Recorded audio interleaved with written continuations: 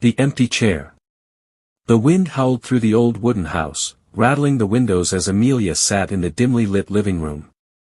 The fire crackled in the hearth, its warmth failing to reach the chill that had settled in her bones. Her wrinkled hands trembled as she clutched the faded photograph of a young boy with bright eyes and an innocent smile. Her son, Henry. The grandfather clock in the corner ticked away the seconds, each chime a reminder of time lost. Tonight was the anniversary of the day he left. It had been 20 years, yet the pain remained as fresh as if it had happened yesterday. She could still hear his laughter echoing through the halls, see the way he used to race up the stairs, and remember how his small arms wrapped tightly around her neck.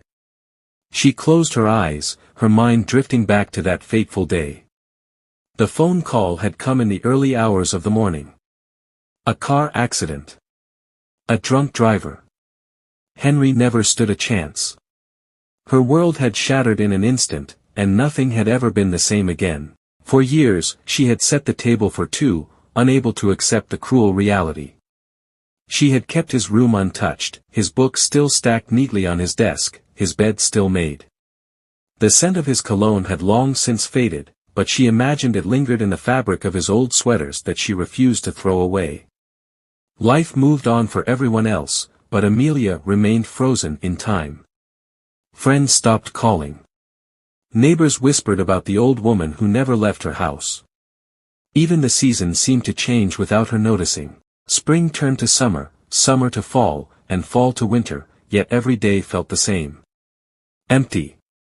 Tonight, like every other night, she sat in her rocking chair by the fire, staring at the empty chair across from her. Henry's chair. A chair that would never again be occupied. Tears slid silently down her cheeks as she traced the edges of the photograph with her fingers. "I miss you, my love," she whispered to the shadows.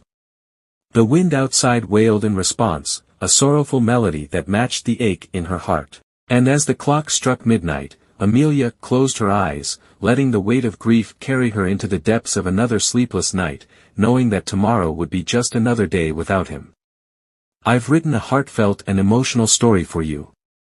Let me know if you'd like any modifications or if you want a different tone.